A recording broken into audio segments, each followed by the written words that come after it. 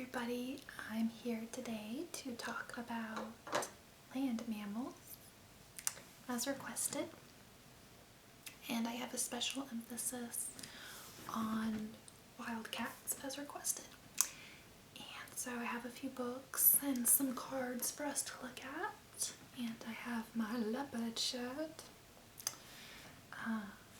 So yeah, let's get started.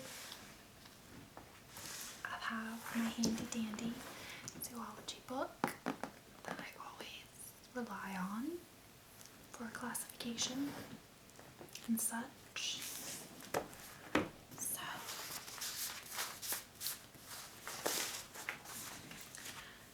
just a few basic facts about mammals. They are in kingdom Animalia, phylum Chordata, which means that they are chordates or vertebrates, and class Mammalia.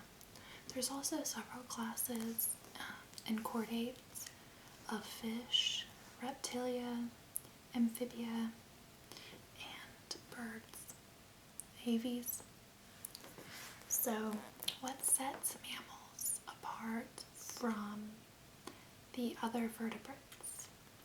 You guys probably already know that they are endo and homeothermic, meaning that they are warm-blooded and they regulate their body temperature pretty constant, typically with their metabolism. They also have hair or fur, which is hair, and mammary glands. They feed their young milk, and they also have some unique neurological and skeletal properties, characteristics. And this is a picture of a bear, and it talks about how, because of their thermal insulation and metabolism, they're able to thrive in some areas that other animals cannot. So here is another basic list that talks about their biological contributions and origin and evolution of mammals, which I'll get to in just a moment. Just a brief introduction. Characteristics. Okay, so basically, from what I understand, let's look at this first. I can't see that too good, but that's okay. Okay, it was in the Paleozoic Carboniferous that the first amniotes appeared, which meant they had an amnion, like a fluid-filled sac, for their embryos. And there were three groups of amniots: synapsids, which became mammals; anapsids, which became turtles; and then diapsids, which were like the lizards and dinos and eventually birds and reptiles. So the synapsids first in this period looked like reptiles, and in the Permian period there was a mass extinction before the dinosaurs, and only one type of synapsid or mammal ancestor made it into the Mesozoic, and it was in the Triassic. And it was kind of a shrew-looking mammal, and it started to develop mammal characteristics like hair and sebaceous glands, still laying, but kind of starting to have more mammal characteristics. Then, like mid-Triassic, scientists based on fossils believe that mammary glands formed, and during the rule of the dinosaurs, this is Triassic, first dinosaurs, first true mammals. During the rules of the dinosaurs, some of the other synapsids didn't do so well, but the mammalians thrived. And in the Cretaceous, they developed placental mammals, which thrived even after the dinosaurs became extinct. And a placental mammal basically means that there was inside of the mother, whether marsupial or non, there was a sac of nutrients that the animal fed off of the baby. So not laying eggs gave mammals an advantage to their young, not getting eaten as regularly. It was easier to inhabit different areas without having to worry about the eggs. So there's still one group of egg-laying mammals, and like the platypus, and I can't remember the name of the other one, I'm sorry. And then there's the marsupials, which there are 7 classes or orders, and then there's 19 placental orders. So that shows the first synapsid, and this cynodont gave rise to the therapsid and also to the marsupials, and this is the one, the synapsid, that made it to the Mesozoic. And then we have the different types of mammals. So this is the history of evolution of the mammals.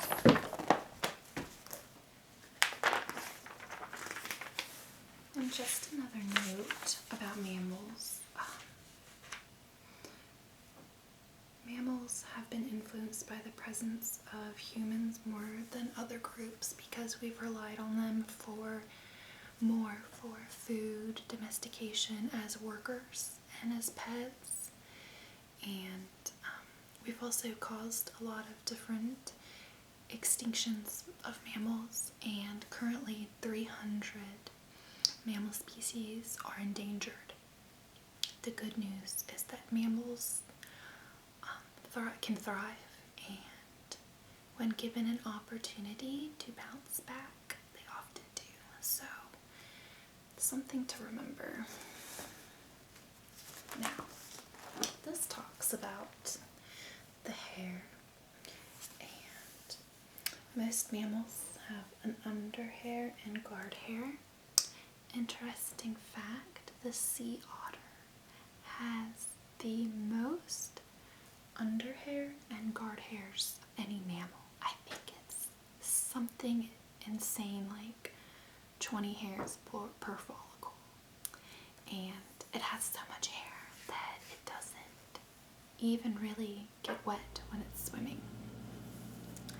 I apologize for my refrigerator cutting on. So this just shows how the hair is in the epidermis and the dermis. And even whales have hair. It's been reduced to just a few around the front, I believe. And this talks about the different forms of hair. And also, like I said, it helped mammals to stay warm or insulated or protected. It talks about horns and antlers. True horns are horns that stay through life, like a bull or a giraffe. Antlers are shed every year. For instance, a deer's antlers, they shed it and the next year it grows back bigger, and then they shed and they grow back bigger. But it takes a lot of energy. So typically older bucks kind of worn out their reserve. And horns are made of keratin, I think. Yeah. Keratinized epidermis. And hair is also made of keratin. It talks about sweat glands. It's just part of our temperature regulation, since we do regulate a constant temperature as mammals. Scent glands, which are used to mark territory or in defense, such as a skunk. And sebaceous glands, which are kind of like an oily substance. Beavers excrete a lot of sebum. And we also have sebaceous glands in our armpits and a few other areas.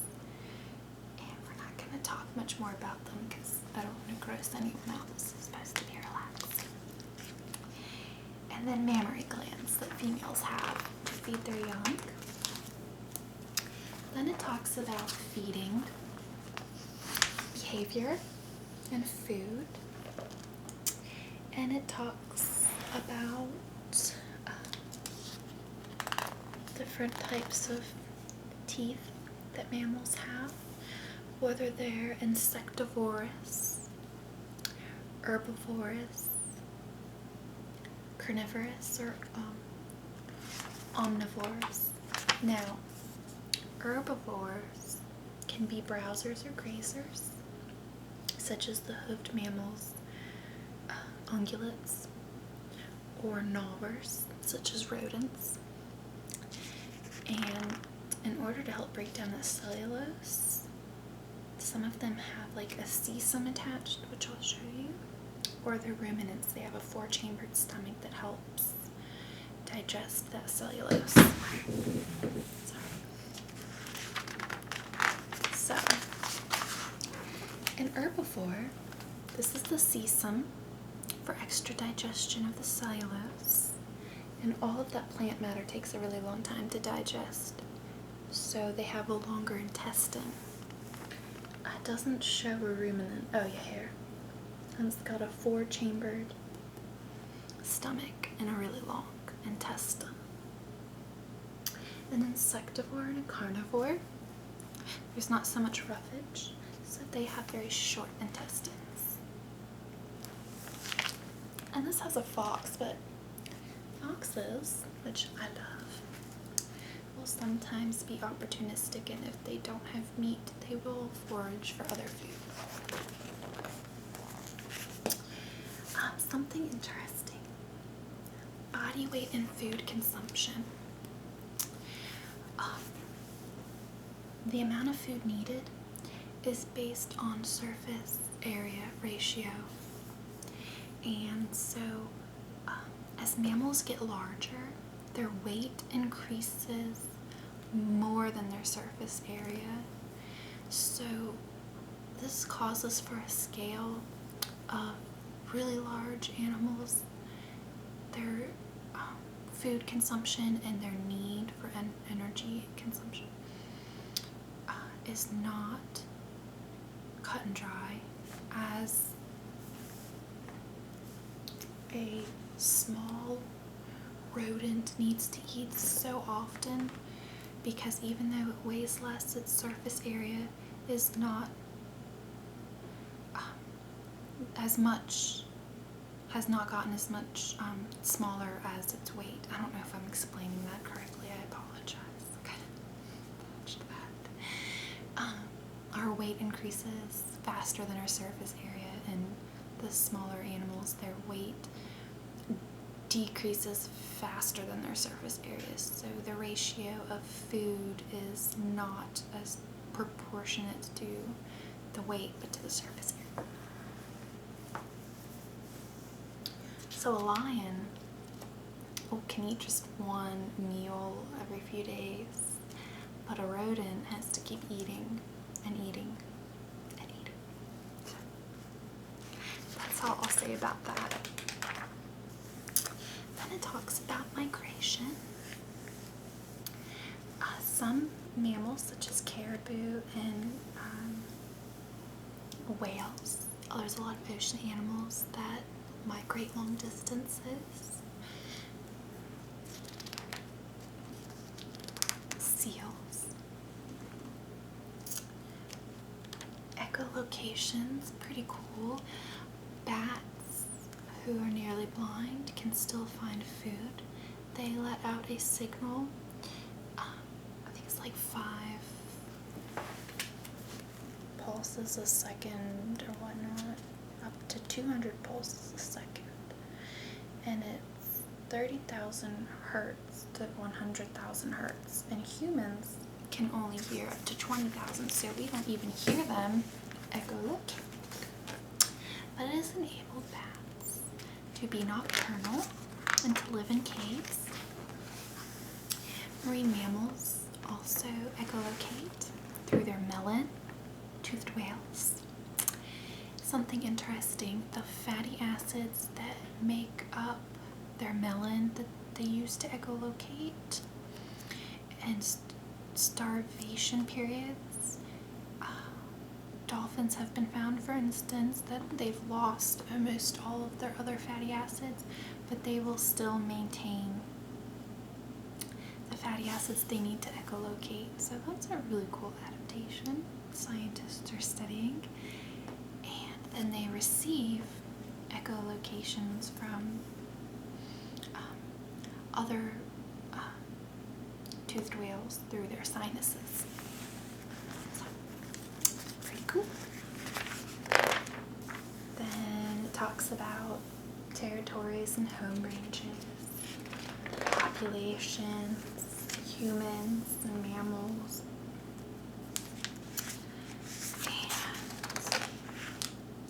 and it shows how a marsupial baby is taken care of. Pretty interesting. So that's all I have for you from the really science-heavy portion of marine mammals. Now, I have wild cats. And I have to say that my favorite animal is actually a tiger. And when I was really little, I used to be really upset when I would read about tigers being endangered, and it really bothered me even at a young age. And I remember when my dad told me that I couldn't have a pet tiger when I was older, that they're not meant to be pets, and I was devastated. And now I know he was just using common sense and, telling me how it was, not continuing to delude my fantasy. Delude me. So, this touches briefly on the evolution of cats a bit. And it basically talks about how dogs and cats have a common ancestor, a myacid, about 60 million years ago. And this is what it looked like. Sorry,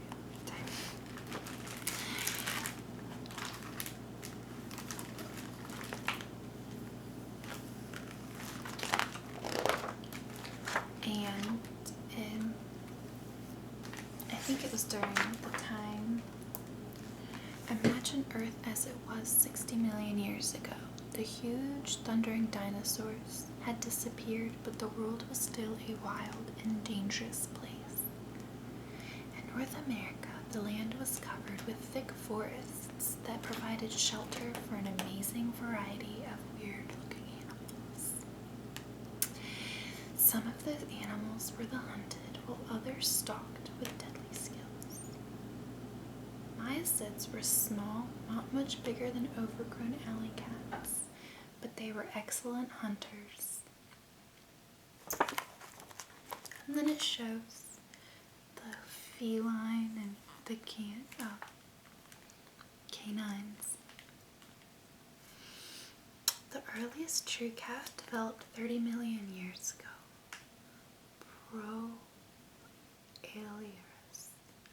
Proalers. I'm not sure I pronounced that correctly. This is not my strong suit in science. And talks about the saber-toothed cats. Developed about 2 million years ago and went extinct about 10,000 years ago during the extinction of like the woolly mammoths and other ice age creatures. End of the ice age.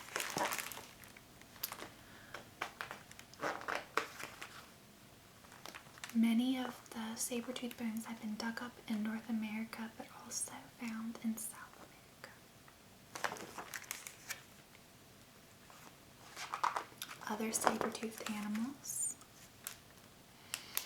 And then it talks about giant mammals of the Ice Age. And some scientists believe that at the end of the Ice Age, there was a warming period and the mammals were just simply too large, too hot. What caused the extinction of so many species of wildlife? Some scientists also think that they were hunted to extinction.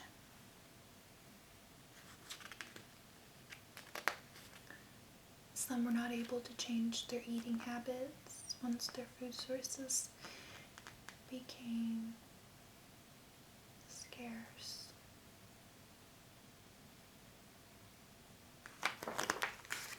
And then it talks about the different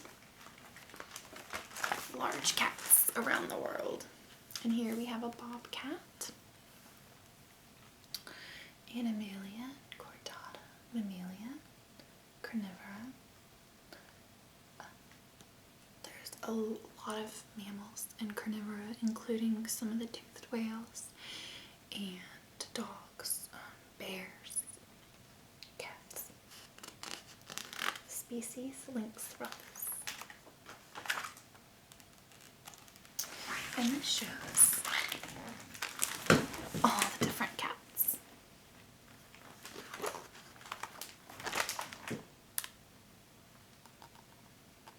Probably can't read that.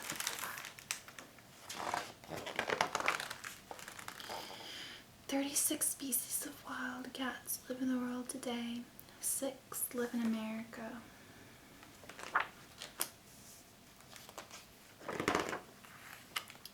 America's cat, the puma.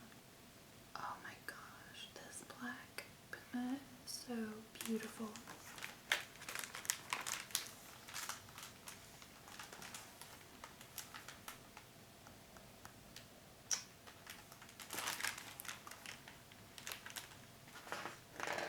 A cat of many names. The scientific name for Puma concolor, means cat of one color. One scientific name that makes sense. Because pumas roamed over such a gigantic territory, people from different areas gave them several common names. Puma was a Peruvian word that meant a powerful animal. The Incas showed their respect for pumas as powerful predators. Another name for the puma, cougar, originally came from the native Brazilian word for jaguar. The first Europeans to see pumas thought they were female lions, so they called them lions, or mountain lions. in New England, they call them catamounts.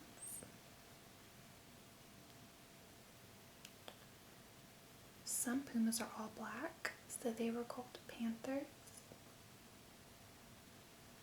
So, interesting. Let me see. 'Cause I think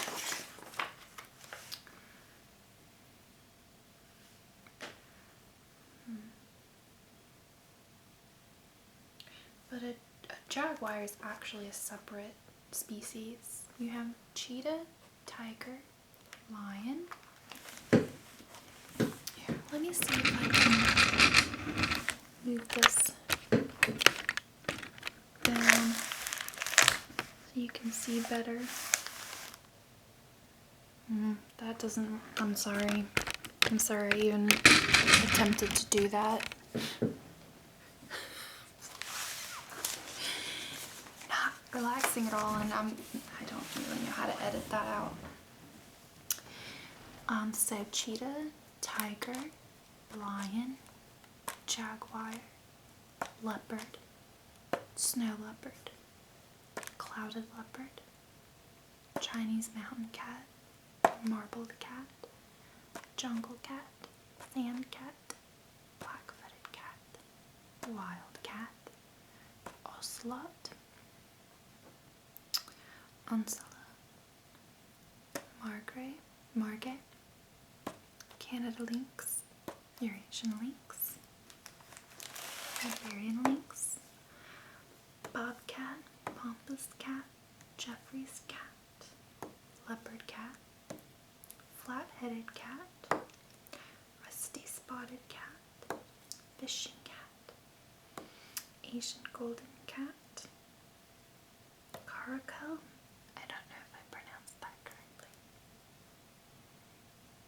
Jaguarundi, serval, Andean mountain cat, pious cat, African golden cat, and puma.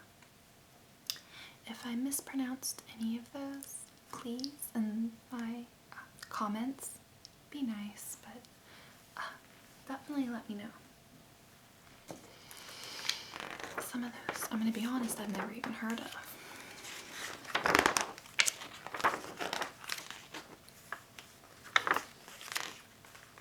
Talks about mountain lion and puma attacks. A lot about the pumas, bobcats.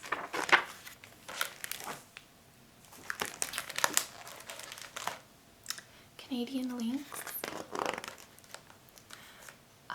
And then it's got this page with Central, South, and South American wildcats. And this has some that I've never heard of that are very interesting, and I'm going to show you. Here's the two that I have heard of. Very beautiful. Puma and jaguar. And I have heard of the ocelot. But these I have not heard of.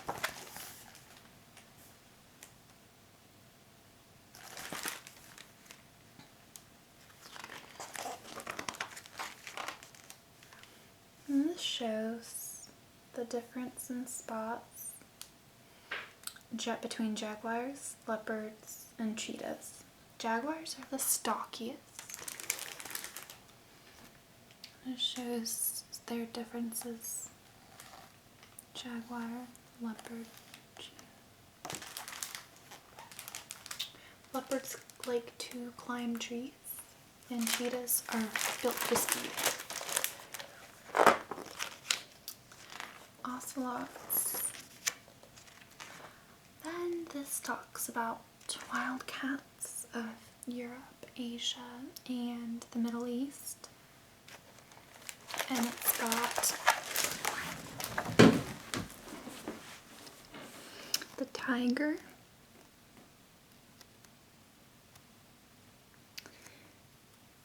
leopard, cheetah, snow leopard, fishing cat. And I want to show you this cat. It's so funny to me. He looks very strange. And some of these other strange cats that I listed. So And tigers, the true king of the wild cats. And Bengal tiger, which can be white, but it's the only species not the Amur tiger. They're an easy target for hunters. They're very endangered. Leopards and cheetahs. Snow leopards. They're so beautiful. And here's the leopard and cheetah. And here is the white tiger.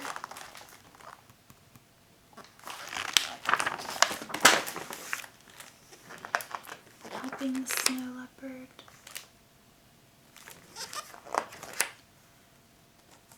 And it kind of just gives some brief information about some of them. African wildcats. The cheetah, lion, caracal or caracal, serval. And I've seen these on like nature documentaries and whatnot. All about lions.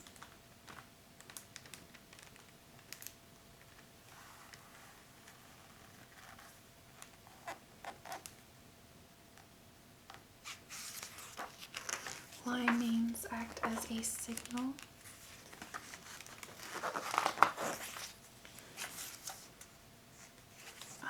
Cheetahs.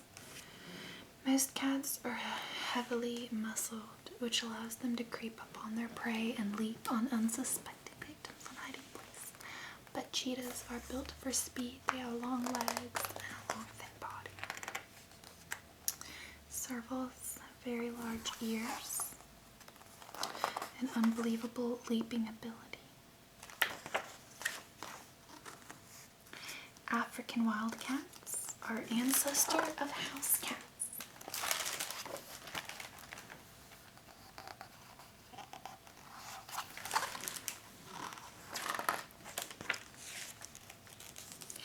Then it talks about cats being revered from Egyptian times to recently. Experts tell us that dogs were domesticated at least 15,000 years ago, but it took another 11,000 years to bring cats into people's homes. It's kind of surprising that people were able to tame them in the first place. They don't have a social affinity for other species, or sometimes for each other. And dogs were easy to domesticate because they kind of already had a mutual existence with humans. They followed them around, and there was a mutual benefit there that enabled them to become domesticated. But cats are very different. It was around ancient Egyptian time that cats started being brought into their home as pets. You know, Egypt is in Africa, so is the African wild cat. African wild cats are slightly larger than modern house cats. They were experts at killing poisonous snakes, and they gobbled up rats and mice that were eating the Egyptians' grain supplies. So the Egyptians realized that if they started feeding the cats stayed around, and Egyptians had the problem solved of rodents and pests. Then they were invited into people's homes, probably as kittens, and were fed in return. By about 1500 BC, cats were found in many Egyptian homes and included in many pictures and as important religious symbols.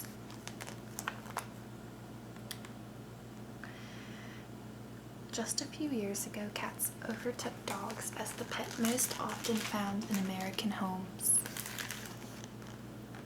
There are now more than 90 million pet cats across the country, and the number is growing each year. And some kittens here. More than 50 breeds of domestic cats currently are recognized in North America.